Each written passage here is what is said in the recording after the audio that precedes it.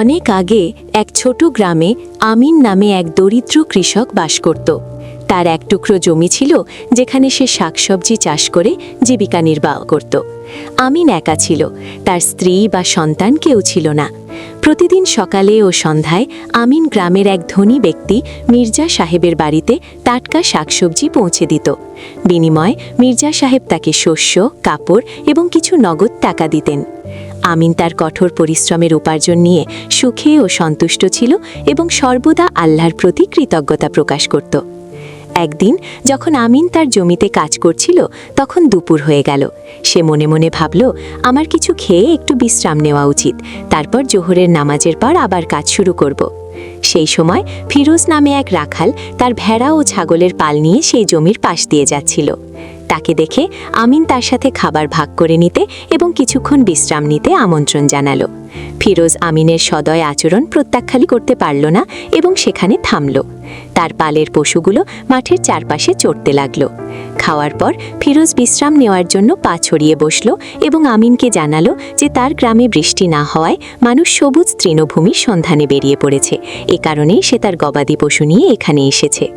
ফিরোজের পালে একটি উচ্চ মানের ভেড়া ছিল, যার পশম ছিল সুন্দর, চকচকে ও নরম। ফিরোজ আমিনকে বলল যে এই ভেড়াটি একটি বিরল জাতের। আমিন ফিরোজের গল্প শুনছিল এবং ইতিমধ্যে তাকে কিছু তরমুজ ও কাঠ উপহার দিল। ফিরোজ বলল, ভাই, আমার পেট ভরা এবং তোমার আতিথেয়তায় আমি খুব খুশি হয়েছি। আমি মানা করে তোমার মন ভাঙব না। আমি এই ফলটি রাখছি এবং সন্ধ্যায় এটি খাবো। কিছুক্ষণ বিশ্রামের পর ফিরোজ তার পাল নিয়ে যাত্রা শুরু করল। সন্ধ্যায় কাজ শেষ করে আমিন মির্জা সাহেবের বাড়িতে টাটকা সবজি নিয়ে গেল এবং তারপর তার কুঁড়ে ঘরে ফিরে এলো। পরের দিন আমিন যখন তার জমিতে পৌঁছালো, সে সেখানে গতকালে সেই দামি পশমি ভেড়াটি দেখে অবাক হয়ে গেল। সে ভাবল, এই ভেড়াটি অবশ্যই ফিরোজের, যে গতকাল এখানে থেমেছিল। এটি নিশ্চয়ই পাল থেকে বিচ্ছিন্ন হয়ে গেছে। আমার উচিত ফিরোজকে খুঁজে বের করে এটি তাকে ফেরত দেওয়া। সে একটি উঁচু গাছে উঠে চারদিকে অনেক খুঁজল, কিন্তু ফিরোজকে কোথাও দেখা গেল না। আমিন চিন্তায় পড়ে গেল কি করবে। ভেড়াটি তার জমি ছেড়ে যাওয়ার কোনো লক্ষণই দেখাচ্ছিল না। আমিন ভাবল, ফিরোজ যদি কখনো খুঁজতে আসে তবে সে এটি ফেরত দিয়ে দেবে। এই ভেবে আশ্বস্ত হয়ে সে আবার কাজে মন দিল। সন্ধ্যায় বাড়ি ফেরার সময় সে ভেড়াটিকে সাথে নিয়ে এলো, যাতে রাতে বন্য পশুর কবলে না পড়ে। গ্রামের মানুষ এমন উন্নত জাতের ও সুন্দর পশমের ভেড়া দেখে অবাক হয়ে গেল। তারা আগে কখনো এমন কিছু দেখেনি। অবশেষে ভেড়াটির খবর মির্জা সাহেবের কানে পৌঁছালো। মির্জা সাহেব আমিনকে ডেকে বললেন, এই ভেড়াটি অত্যন্ত উন্নত জাতের, এটি আমাকে দিয়ে দাও, আমি এর পশম দিয়ে একটি শেরওয়ানি তৈরি করব। আমিন অস্বীকার করে বললেন, মির্জা সাহেব, এই ভেড়াটি আমার নয়, এর মালিক যখন আসবে আমি তাকে এটি ফেরত দেব। মির্জা সাহেব উত্তর দিলেন, মালিকের আসার হলে সে এতক্ষণে চলে আসতো। সে নিজেও জানে না সে কত দূর চলে গেছে। সে কেন তার পুরো পাল ফেলে একটি ভেড়ার জন্য ফিরে আসবে? তার চেয়ে ভালো তুমি এটি আমাকে দিয়ে দাও, আমি তোমাকে ন্যায্য দাম দেব। কিন্তু আমিন অনড় রইল এবং জানালো যে এই ভেড়াটি অন্য একজনের আমানত এবং সে এই আমানতের খেয়ানত করবে না। তার কথায় মির্জা সাহেব খুব রেগে গেলেন, কিন্তু কিছু বলতে পারলেন না। সেই বছর আমিন হজে যাওয়ার ইচ্ছা করল। কঠোর পরিশ্রমের মাধ্যমে সে বেশ কিছু টাকা জমিয়েছিল। তবে প্রশ্ন ছিল, তার অনুপস্থিতিতে ভেড়াটির দেখাশোনা কে করবে? অনেক ভেবে সে ভেড়াটিকে মির্জা সাহেবের কাছে রেখে যাওয়ার সিদ্ধান্ত নিল। যেহেতু মির্জা সাহেব ভেড়াটি পছন্দ করতেন, তাই আমিন ভাবল সে তাকে বলবে যে যত্নের বিনিময়ে তিনি যেন আমিনের ক্ষেত থেকে সবজি নিয়ে নেন। পরের দিন আমিন একটি গ্রাম পঞ্চায়েত ডাকল এবং তার পরিকল্পনা পেশ করল। আমি হজে যাওয়ার ইচ্ছা করেছি, যাতে 1 বা 2 মাস সময় লাগবে।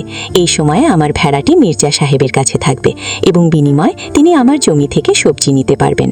পঞ্চায়েত তার প্রস্তাব গ্রহণ করল এবং আমিন হজে রওনা দিল। আমিন গ্রাম ছাড়ার মাত্র কয়েকদিন পরেই ভেড়াটি 2টি বাচ্চার জন্ম দিল। 2টি বাচ্চাই তাদের মায়ের মতো দেখতে সুন্দর এবং মূল্যবান পশমযুক্ত ছিল। মির্জা সাহেব অত্যন্ত আনন্দিত হলেন এবং সেগুলোর আরও ভালো যত্ন নিতে শুরু করলেন। শীঘ্রই বাচ্চাগুলো চারপাশে দৌড়াদৌড়ি করতে শুরু করলো।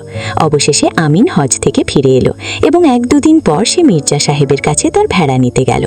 ভেড়ার সাথে 2টি ছোট বাচ্চা দেখে তার আনন্দ বেড়ে গেল। সে মির্জা সাহেবকে বললেন, আপনি এতদিন আমার ভেড়াটির দেখাশোনা করেছেন, আমি আপনার কাছে কৃতজ্ঞ। এখন দয়া করে আমাকে আমার ভেড়া ও তার বাচ্চাগুলো নিয়ে যেতে দিন। মির্জা সাহেব উত্তর দিলেন, তুমি আমার কাছে একটি ভেড়া রেখে গিয়েছিলে, চুক্তি ছিল যে তুমি ফিরে এলে সেই ভেড়াটিই ফেরত পাবে। বাচ্চাদের কথা কোনো উল্লেখ ছিল না, তাই চুক্তি অনুযায়ী তুমি শুধু তোমার ভেড়াটিই ফেরত নিতে পারো। বাচ্চাদের মালিকানার ওপর তোমার কোনো দাবি থাকা উচিত নয়। মির্জা সাহেবের কথায় আমিন স্তব্ধ হয়ে গেল। সে অনেক তর্ক করল, কিন্তু পঞ্চায়েতই বা কি করবে? চুক্তি ছিল মাত্র একটি ভেড়ার। ফলস্বরূপ আমিন শুধু ভেড়াটি ফেরত পেল, কিন্তু বাচ্চাগুলো মির্জা সাহেবের কাছেই থেকে গেল। ভেড়াটি তার বাচ্চাদের ছাড়া থাকতে চাইছিল না। সে বারবার মির্জা সাহেবের বাড়িতে বাচ্চাদের কাছে ছুটে যেত। প্রতিদিন এভাবে ভেড়ার পেছনে ছুটতে ছুটতে আমিন ক্লান্ত হয়ে পড়ল। অবশেষে নিরুপায় হয়ে সে ভেড়াটিকেও মির্জা সাহেবের কাছে রেখে এলো। কয়েক মাস পার হয়ে গেল এবং পারস্য থেকে লোকমান হাকিম নামে এক জ্ঞানী কবিরাজ গ্রামে এলেন। তিনি পারস্যের উপহার বিভিন্ন শুকনো ফল, শরবত এবং হালুয়া নিয়ে এসেছিলেন। তার কাছে একটি অন্য ফল ছিল যার কোয়াত অনেক কঠিন রোগ নিরাময় করতে পারত। লোকমান হাকিম মির্জা সাহেবের বাড়িতে 3 দিন অবস্থান করলেন এবং মির্জা সাহেব তার অনেক সেবা করলেন। লোকমান হাকিম যখন বিদায় নিচ্ছিলেন, তিনি আতিথেয়তায় এতই সন্তুষ্ট হলেন যে তিনি মির্জা সাহেবকে সেই বিশেষ ফলটি উপহার দিয়ে বললেন, এই ফলের বীজ রোপণ করলে কয়েক মাসেই তা বড় গাছে পরিণত হবে এবং ফল দিতে শুরু করবে। তবে ফল আসার আগ পর্যন্ত চারা গাছটিকে প্রতিদিন সুগন্ধি ধূপ দিতে হবে এবং প্রতিদিন 2 ঘন্টার জন্য সবুজ কাপড় দিয়ে ঢেকে রাখতে হবে। যদি তা না করেন তবে চারাটি শুকিয়ে মরে যাবে। মির্জা সাহেব ফলটি পেয়ে খুব খুশি হলেন। তিনি ভাবলেন, আমি বীজ রোপণ করব এবং যখন ফল হবে আমি রোগীদের কাছ থেকে এর জন্য টাকা নেব। এভাবে আমার সম্পদ অনেক বাড়বে। কিন্তু তারপর তার লুকমান হাকিমের নির্দেশের কথা মনে পড়ল। চারাটির যত্ন নেয়া অনেক কঠিন কাজ বলে মনে হলো। তখন তার আমিনের কথা মনে পড়ল। তিনি ভাবলেন, তিনি ফলটি আমিনকে দেবেন। আমিন কঠোর পরিশ্রম করবে এবং মির্জার শুধু তাকে মজুরি দেবেন। তাই তিনি আমিনকে ডেকে সব পরিষ্কার করে বুঝিয়ে বললেন। আমিন ফলটি তার জমিতে নিয়ে গেল এবং বীজ রোপণ করল। নির্দেশানুযায়ী সে প্রতিদিন সুগন্ধি ধূপ দিল এবং সবুজ কাপড় দিয়ে ঢেকে রাখল। চারাটি ধীরে ধীরে বড় হলো এবং 6 মাস পর ফল দিল। এখন গ্রামে কেউ অসুস্থ হলে আমিন তাদের জন্য ফল পেড়ে দিত এবং 3 দিন কাঠ খাওয়ার পর রোগী সুস্থ হয়ে যেত। মির্জা সাহেব যখন শুনলেন আমিন রোগীদের চিকিৎসার জন্য বিনামূল্যে ফল বিতরণ করছে, তিনি খুব রেগে গেলেন। তিনি আমিনের কাছে গিয়ে চিৎকার করে বললেন, আমি কি তোমাকে ফলটি বিনামূল্যে বিতরণের জন্য দিয়েছিলাম? আমি তোমাকে এটি বীজের জন্য দিয়েছিলাম। আমিন বিনীত কিন্তু দৃঢ়ভাবে উত্তর দিল, মির্জা সাহেব, আপনি এত রাগ করছেন কেন? আপনি আমাকে একটি ফল দান করেছিলেন। সেই একটি ফল আপনার এবং আপনি সেটি ফেরত নিতে পারেন। কিন্তু এই গাছের অন্য সব ফল এবং এই গাছটি আমার। আমি এগুলো বিনামূল্যে দেব নাকি বিক্রি করব তা আপনার বিষয় নয়। রাগে মির্জা সাহেবের মুখ লাল হয়ে গেল। তিনি হাত নেড়ে চিৎকার করে বললেন, কি বললে তুমি? এই গাছের সব ফল আমার। আমি তোমাকে বীজের জন্য ফলটি দিয়েছিলাম। আমিন দীর্ঘশ্বাস ফেলে হাসি মুখে বলল, মির্জা সাহেব, হাঙ্গামা করবেন না। এর সমাধান আমি বা আপনি করতে পারবো না। গ্রাম পঞ্চায়েত এটি সিদ্ধান্ত নেবে। সেদিন সন্ধ্যায় গ্রামের চত্বরে পঞ্চায়েত বসল। আমিন বিনয়ের সাথে শুরু থেকে শেষ পর্যন্ত সব গল্প বলল। তারপর পঞ্চায়েত সদস্যদের সামনে দাঁড়িয়ে সে বলল, ভাইয়েরা, আপনাদের সবার মনে আছে যে আমি যখন হজে গিয়েছিলাম তখন আমি মির্জা সাহেবের কাছে একটি ভেড়া রেখে গিয়েছিলাম। পরে সেটি 2টি বাচ্চার জন্ম দেয়, যা উনার তত্ত্বাবধানে জন্মেছিল। মির্জা সাহেব সেগুলো নিজের কাছে রেখেছিলেন এই বলে যে চুক্তিতে শুধু একটি ভেড়ার কথা ছিল এবং আমি কেবল সেটিই ফেরত পাব।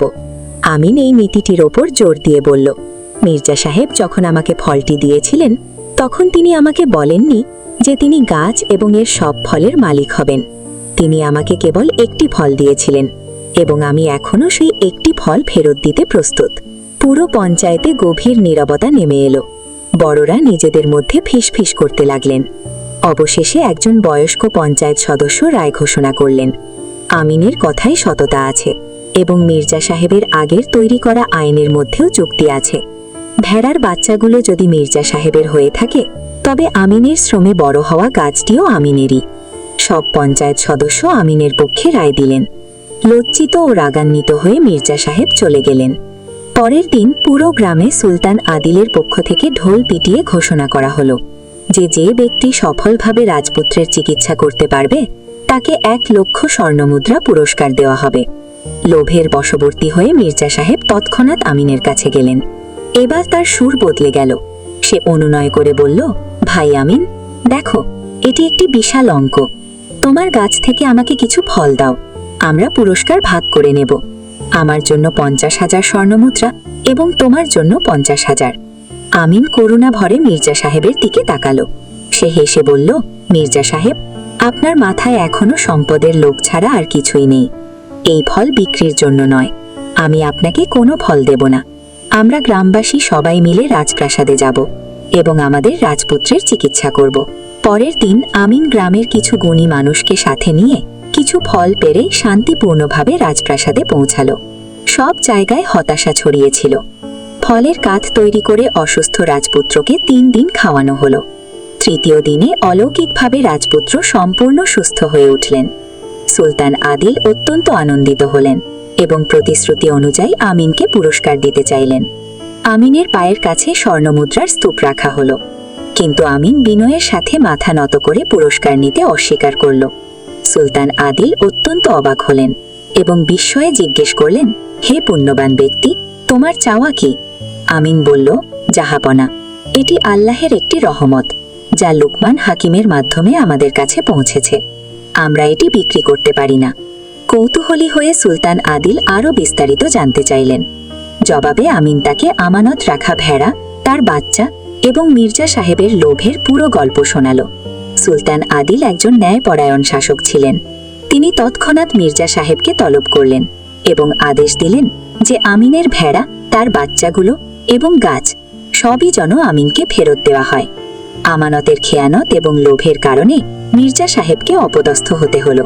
এই গল্পের শিক্ষা হলো, যে ব্যক্তি লোভী সে সর্বদা অপমান ও ক্ষতির সম্মুখীন হয় এবং যে আমানতের খেয়ানত করে সে শেষ পর্যন্ত শাস্তি পায়।